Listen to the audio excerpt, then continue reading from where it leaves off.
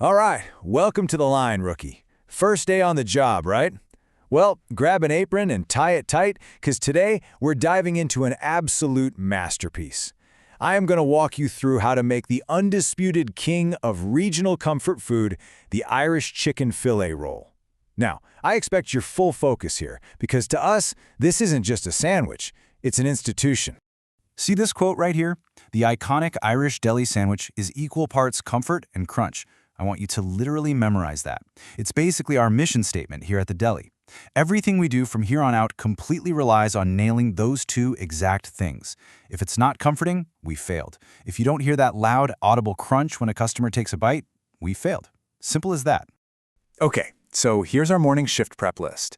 We've got 4 steps to master before the lunch rush hits. First, the signature taco sauce. Second, the 3-bowl breading station. Third, frying to golden perfection. And finally, number 4, the perfect sandwich build. Let's jump right into step 1, the signature taco sauce. Look at this list. I keep it taped right to the fridge for a reason. You've got to use these exact measurements to get our signature flavor profile right. No eyeballing it, okay? We need a 1/4 cup of ketchup, 1 tablespoon of yellow mustard, 1 tablespoon of Worcestershire sauce, a teaspoon of chili powder, and exactly ½ a teaspoon each of ground cumin and garlic powder. Precision is key here. Once you've got all that measured out, grab yourself a small bowl. You're going to briskly whisk the wet ingredients and those spices together until they're totally combined into this smooth, tangy sauce. Once that's looking good, just set the bowl aside. We want it locked, loaded, and totally ready to go the second those lunch tickets start printing. Moving down the line to step 2, the 3-bowl breading station. Pay close attention, because this is where the crunch happens. All right, first things first, we prep the bird. Take a 7-ounce boneless, skinless chicken breast and carefully cut it into 2 even cutlets. Then, grab your meat mallet and pound them down to exactly a 1/4 inch thick. Why? Because we need perfectly even cooking. No raw centers, no burnt edges, right? Once they're uniform, go ahead and hit both sides with ½ a teaspoon of black pepper and 3/4 of a teaspoon of kosher salt. Now for the assembly line. Set up 3 wide, shallow bowls right in front of you. Bowl 1 gets ½ a cup of all-purpose flour. Bowl 2 is going to be 1 beaten large egg. And bowl 3, that holds ½ a cup of panko breadcrumbs. Just follow the rhythm down the counter with me. Dredge the cutlet in the flour and shake off any excess. Then, coat it entirely in the egg, lift it up so it drains a bit, and drop it right into the panko. Now, watch my hands here. This is absolutely crucial. Don't just lazily toss the chicken in the crumbs. You want to gently scoop those breadcrumbs on top of the chicken and press down firmly. Really press it in there. Turn the chicken over and press again. You're building this tight, even layer of crumbs that's going to lock onto the meat like a suit of armor, so it doesn't just fall off the second it hits the hot oil. All right, on to step 3, frying to golden perfection. Time to step up to the fire. Go ahead and grab a large cast iron skillet. We always use cast iron because its heat retention is just off the charts.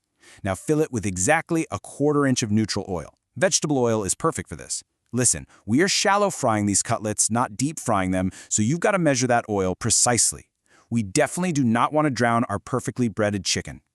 Crank that burner to medium-high. You see that instant read thermometer? Use it. We wait until the oil starts shimmering and hits exactly 375 degrees Fahrenheit. That's about 190 Celsius. Do not drop that chicken until it hits that exact temp, okay? If the oil is too cold, the panko just drinks it up and gets totally soggy. If it's too hot, the crust is going to burn before the inside even starts cooking.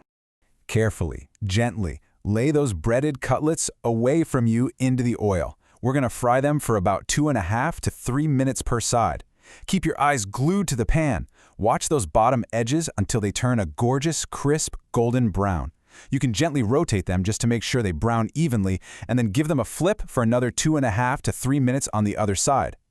Now, pulling them at the exact right moment is everything. Take your thermometer and probe the absolute thickest part of the cutlet. It needs to read exactly 160 degrees Fahrenheit, or 71 Celsius. No guessing.